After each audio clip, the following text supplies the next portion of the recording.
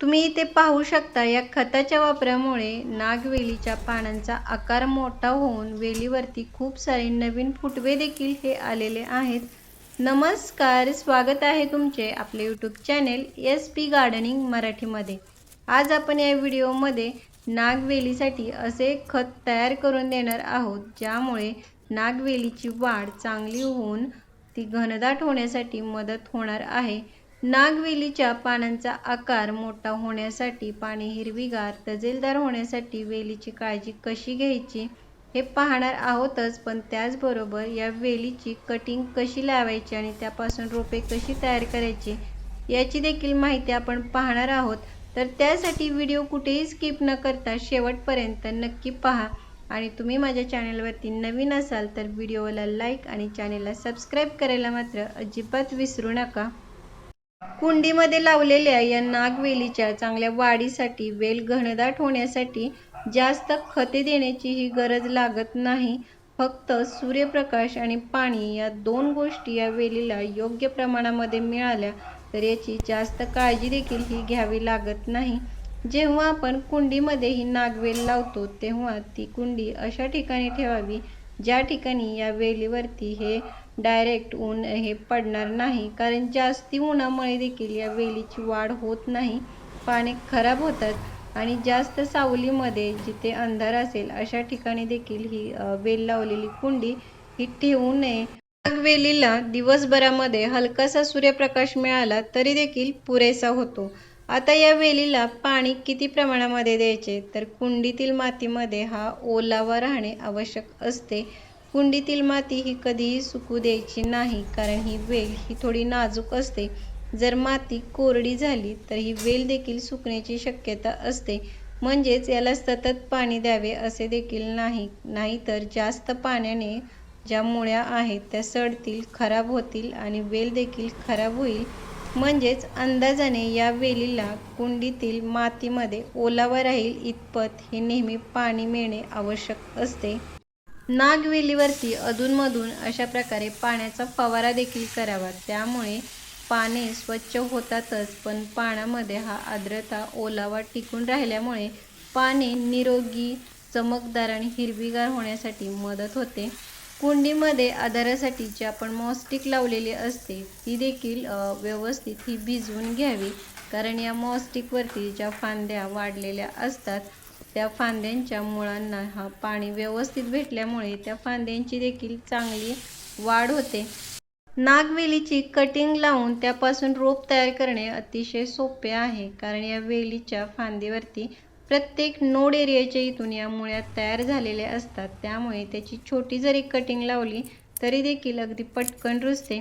आता याची कटिंग कशी लावायची तर त्यासाठी फांदीवरील एक छोटी फांदी कट करून शेंड्याच्या बाजूची 2 ते 3 पाने सोडून खालच्या बाजूची सर्व पाने ही काढून घ्यायची।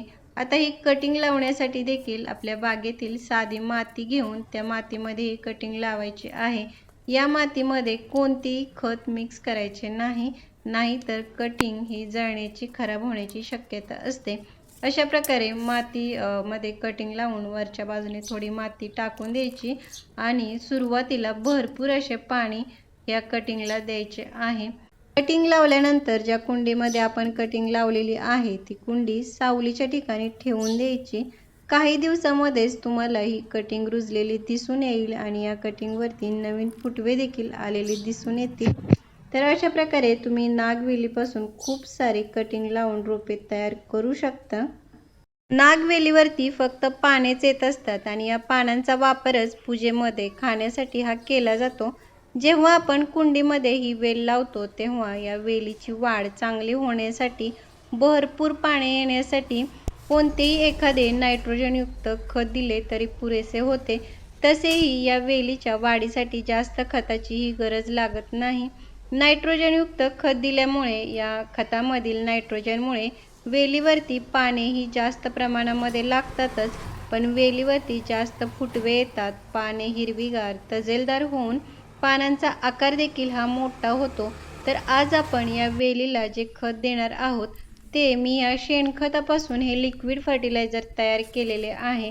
हे खत तयार करण्यासाठी जे पण शेणखत आहे ते 1 दिवसासाठी हे पाण्यामध्ये भिजत ठेवायचे. 1 दिवसानंतर या मधील सर्व जे पोषक तत्वे आहेत ते पाण्यामध्ये उतरतात आणि आपले खत तयार होते.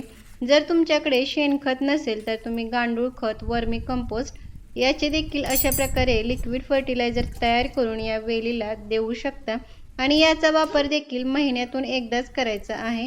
जास्त हे खत देण्याची या वेलीला गरज लागत नाही. तयार केलेले जे खत आहे ते देखील योग्य प्रमाणामध्ये देणे हे आवश्यक असते. तर ते कसे द्यायचे ते आता आपण पाहूयात. तयार केलेले हे जे लिक्विड फर्टिलायझर आहे याचा वापर देखील आपल्याला जसाच्या तसा करायचा नाही, तर ते पाण्यामध्ये हे फर्टिलायझर डायल्यूट करून नंतरच वेलीला द्यायचे आहे. तर त्यासाठी 1 मग जर फर्टिलायझर असेल तर त्याच्यामध्ये अजून 3 ते 4 मग पाणी मिक्स करून नंतरच हे नागवेलीला आपल्याला द्यायचे आहे. आणि याचा वापर देखील हा महिन्यातून एकदाच करायचा, कारण या वेलीला जास्त खताचीही गरज लागत नाही. खते देण्यापूर्वी देखील जी कुंडीतील माती आहे ती हलक्या हाताने हलवून थोडी मोकळी करायची, कारण ही जी वेल आहे ती नाजूक असते आणि त्याच्या फांद्या ह्या तुटण्याची शक्यता असते. कुंडीतील माती ही अशा प्रकारे हलवून घेतल्यानंतर आपण जे तयार केलेले जे खत आहे त्या वेलीला दिलेत, तर अगदी काही दिवसामध्येच वेलीची वाढ ही चांगली होऊन वेलीवरती खूप सारे नवीन फुटवे येतील. पाने देखील ही चमकदार हिरवीगार होऊन पानांचा आकार देखील हा मोठा होण्यास मदत होईल. तर कसा वाटला व्हिडिओ मला कमेंट बॉक्समध्ये नक्की सांगा. भेटूयात पुढील व्हिडिओमध्ये. तोपर्यंत बाय.